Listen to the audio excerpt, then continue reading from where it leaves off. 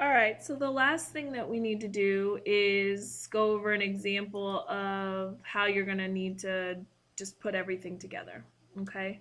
And so have the sub pass out this example that looks like this, and so you can pause while he or she does that, and then we will start working through that.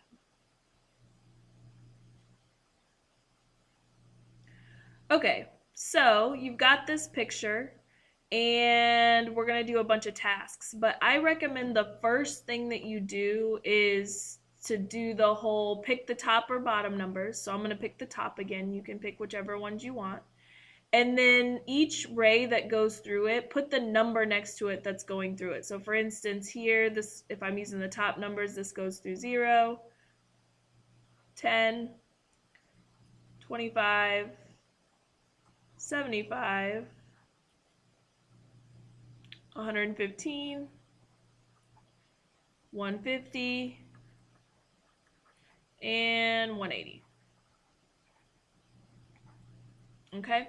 And so that's going to help you finding angle measures that you need to find, especially down here. Okay? So, example 1 here, let's do A. So we need to name a right angle. Well, if I look through the 90, there's not one just like this for me, nice and neat. And so what you're going to need to do is to start subtracting some numbers and see if you can come up with any that would give you a 90-degree angle. So go ahead and stop. You pause this if you need to, and then see if you can figure out which angle has exactly 90-degree angle when you start subtracting coordinates. Okay, so hopefully you got angle ETC, because this would be 115 minus 25, which would give you exactly 90 degrees. So when it says name the angle, you don't put the little m in front, you're just going to put angle ETC, or you could have switched it and said angle CTE.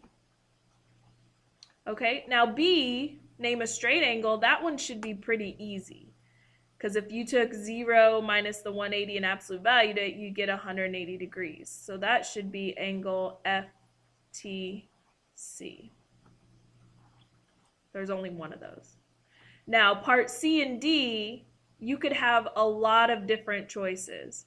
As long as whatever angle you pick is more than or is between 180 and 90 degrees.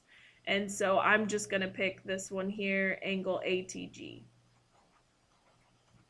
As long as whatever you pick, you could have also picked FTD, FTC, what's this one, GTB. You've got a lot of choices just as long as it's between 0 or between 180 degrees and 90 degrees.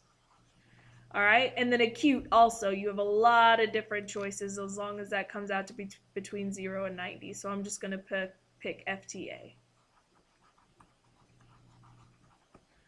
Okay, and then I'm going to do E is asking for the measure of angle ATE. Okay, so ATE, so I'm using these two numbers. So what are we supposed to do with those? Subtract an absolute value. So 25 minus 10 is 15. And don't forget to put the little degree mark there. Okay, so pause it for a moment and see if you can finish up F and G.